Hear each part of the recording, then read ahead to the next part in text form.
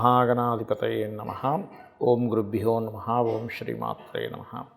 అరుణాం కరుణాతరంగితాక్షీం ధృతపాశాంకుశపుష్పబాణచాపాం అనిమాదిభిరావృతాం మయూకైః అహమిత్యేవ విభావయే భవానీం. శ్రీమాత్రే నమః. వాస్తుశాస్త్రంలో మన జాతచక్రంలో ఉండే కాంబినేషన్కి వాస్తుకి ఉన్నటువంటి లింకు, మనకి జాతకపరంగా ఎదుగుదల లేదు అంటే మనం పూర్వజన్మల్లో చేసుకున్నటువంటి కర్మ ఆధారంగా జాతక చక్రం నిర్మితమవుతుంది. దానికి తోడు గనక మనం తెలియకుండా ఇంట్లో ఏదైనా వాస్తు సంబంధించిన దోషాలు చేస్తున్నట్లయితే అది ఇంకొంచెం దాని యొక్క నెగటివ్ ప్రభావం అనేటువంటిది ఎక్కువగా పెరుగుతుంది. కాబట్టి మనం ఎటువంటి ఇబ్బంది పడుతున్నప్పుడు వాస్తులో ఎటువంటి జాగ్రత్త తీసుకోవాలి అనే విషయాల్ని ఒక్కొక్కటిగా మనం చెప్పుకుందాం. అయితే ఈ యొక్క అంశాలు చెప్తుంది నేనైనప్పటికీ కూడా చెప్పిస్తుంది సాక్షాత్ లలిత అమ్మవారిగా భావిస్తూ ఒక్కొక్కటిగా తెలుసుకుందాం. మనకి జన్మజాతకంలో గనక లైఫ్లో ఒక దగ్గర స్ట్రక్ అయిపోయాము అన్నప్పుడు దాని అర్థం ఏమిటంటే జాతచక్రంలో లగ్నము లేదా దశమ స్థానము పేరు ప్రఖ్యాతలు వచ్చేటువంటి రవి పాడయ్యాడని అర్థం. దశమస్థానము, జన్మలగ్నము, రవి, అలాగే శని కూడా, ఎందుకంటే శని కర్మకారకుడు కదా. మరి ఇలా ఉన్నప్పుడు మనం కనుక తెలియక ఫలానా గృహంలోకి వెళ్ళాము అంటే ఎలాంటి దోషమున్న గృహంలోకి వెళ్తే ఇంకా దాని ప్రభావం నెగిటివ్గా ఎక్కువగా ఉంటుంది అంటే మనకి తూర్పు దిశ బాగోలేదు, కీర్తి మరింత తక్కువ అవుతుంది. మీ జన్మజాతకంలో ఆల్రెడీ మీకు రవి పాడయ్యాడు అంటే నీచ స్థానంలోనూ పాపగ్రహ స్థానంలోనూ ఉన్నాడు. తూర్పు పాడవడం అంటే ఏంటి? తూర్పు వైపు లెట్రిన్ బాత్రూమ్స్ ఉండడము, లేదా తూర్పు బాగా తగ్గి పడమర ఎక్కువగా ఉండడము, లేనట్లయితే తూర్పు వైపు బీటలు రావడం ఇంట్లో, గుర్తుపెట్టుకోండి. ఇవన్నీ కూడా కీర్తి ప్రతిష్టలని మనంతట మనం తెలియకుండానే ఒక రాంగ్ రూట్లోకి, రాంగ్ కాన్సెప్ట్ ఉన్న ఇంట్లోకి వెళ్ళి మనం పాడు చేసుకునే వాళ్ళం అవుతాం. అదేవిధంగా తూర్పు వైపు కలర్స్ విషయంలో కూడా రెడ్ కలర్ లాంటిది ఉంటే కూడా మంచిది కాదు. Red, yellowish colours, yellow cream లాంటిది కొంతవరకు పర్లేదు, but red colour is most dangerous. తూర్పు వైపు మీకు బ్లూ కానీ గ్రీన్ కానీ ఉంటే మీరు ఎనర్జైజ్ చేసుకోగలుగుతారు. అలాగే ఎదగలేకపోవడానికి ఇంకో రెండు కారణాలు. ఒకటి శని దశమస్థానం అంటే కుజుడు న్యాచురల్ 10th హౌస్లో ఎగ్జాల్ట్ అవుతాడు కాబట్టి ఉద్యోగపరంగా ఎదగలేకపోతున్నారు మీరు అంటే అంటే దక్షిణంలో బాత్రూమ్ ఉందని అర్థం చేసుకోండి. ఆల్రెడీ ఉద్యోగం లేదు, మళ్ళీ దక్షిణంలో బాత్రూమ్ ఉన్న ఇంటికి వెళ్ళి మీరు కనుక నివాసం ఉన్నట్లయితే మరింత ఇబ్బంది పడతారు. అలా కాకుండా మీకు శని భగవానుడు పాడయ్యాడు, ఆ ఇంట్లోకి వెళ్ళినప్పటి నుంచి ఇంకా ఎక్కువ ఇబ్బందులు వస్తున్నాయంటే దాని అర్థం పడమర మీకు ఖచ్చితంగా వెస్ట్ సెంటర్లో బాత్రూమ్స్ ఉంటాయి. అయితే ఇక్కడ ఏంటంటే ఎప్పుడు కూడా మనం ఒక ఇల్లు చూసేటప్పుడు ఖచ్చితంగా అది డయాగ్రామ్ వేసి శక్తి చక్రాన్ని అప్లై చేసి దాని పరంగా అది ఎన్ని డిగ్రీస్ టిల్ట్ అయిందో చూసుకొని దాని పరంగా మీరు వెళ్ళాలి. అప్పుడు ఆటోమేటిక్గా మీకు బాగుండడం జరుగుతుంది.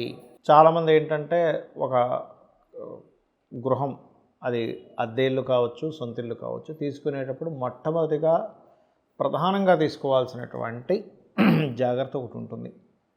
అదేమిటి అంటే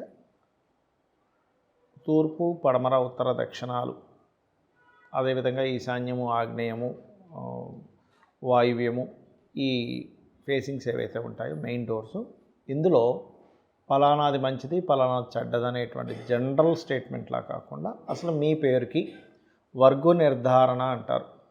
ఆ వర్గు పరంగా అసలు మీ పేరుకి ఏ ఫేసింగ్ పనికి వస్తుంది, అది చాలా చాలా చాలా ఇంపార్టెంట్.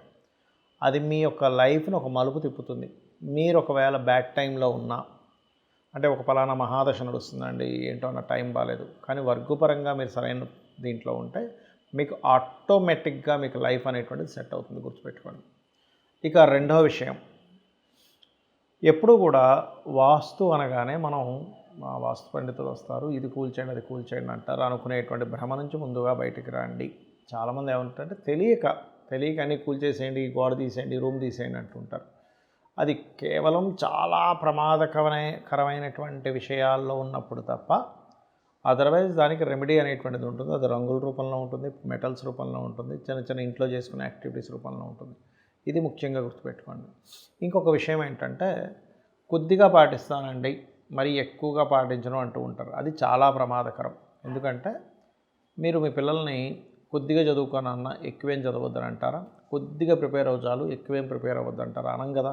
ఎగ్జామ్స్ విషయంలో మంచి మార్క్స్ రావాలంటున్నాం, పరిపూర్ణమైనటువంటి జ్ఞానం పొందాలనుకుంటున్నాం. ఇప్పుడు మనం ఒక డాక్టర్ గారి దగ్గరికి వెళ్తాం. వెళ్ళినప్పుడు కొంచెం చదువుకున్నారండి, ఏదో ఎంబీబీఎస్లో ఒక 10 పేపర్లు చదివారు, అయినా పర్లేదు మనం వెళ్ళిపోతాం మనం. ఎందుకు? పూర్తిగా తెలిసిన డాక్టర్ దగ్గరికి ఎలా వెళ్తాం అనుకుంటాము. మనం కూడా వాస్తు గురించి పరిపూర్ణమైనటువంటి జ్ఞానాన్ని తెలుసుకోవాలి, గుర్తుపెట్టుకోండి.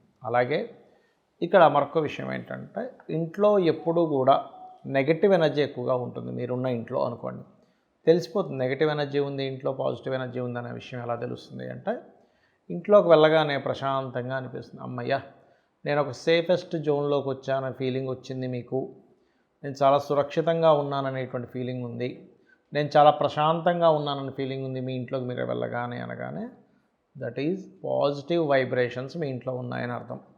అలా కాకుండా ఇంటికి వెళ్ళాలంటేనే మనసు అంగీకరించక, వెళ్ళిన తర్వాత సరిగా మీకు ఏదో తెలియని ఒక నెగిటివ్ థాట్స్ ఎక్కువగా ఉంటున్నాయి, ఇంటి నుంచి ఎప్పుడు బయటికి వెళ్ళిపోదామా అనిపిస్తుంది అంటే, ఆ యొక్క గృహంలో ఖచ్చితంగా మీకు అది సపోర్ట్ చేయట్లేదు. ఏదో తెలియని ఒక బాధ, ఏదో తెలియని ఇబ్బందిగా ఉంది. అందుకే చూడండి, మనం కొన్ని ఇళ్లలో ఉన్నప్పుడు అస్సలు బాగాలేనండి, ఆ ఇంట్లో ఉన్నప్పుడు మారాక చాలా బాగుందంటారు. ఇంకొంతమంది ఆ ఇంట్లోకి వెళ్ళినప్పుడు చాలా బాగుందండి, అనవసరంగా నేను ఖాళీ చేసి బయటకు వచ్చానంటారు.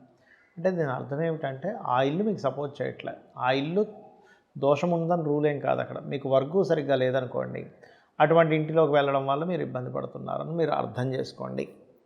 అలాగే మరొక విషయం ఏంటంటే, ఇంట్లో ఎప్పుడు కూడా పొరపాటును కూడా, ఇంట్లో ఎవరో గతించారు, సంవత్సరం పాటు మానేస్తారు చాలామంది. ఇవన్నీ నెగిటివ్ ఎనర్జీస్ రావడానికి కారణాలండి.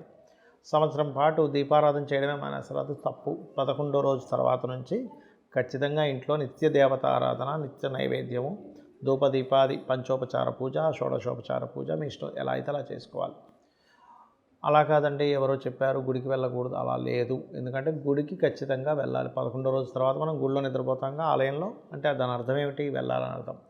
ఆలయానికి వెళ్ళొచ్చు, ఇంట్లో నిత్య దేవతారాధన పూజ చేసుకోవచ్చు, పితృదేవతారాధనలు చేసుకోవచ్చు, అందులో ఎటువంటి డౌట్ లేదు.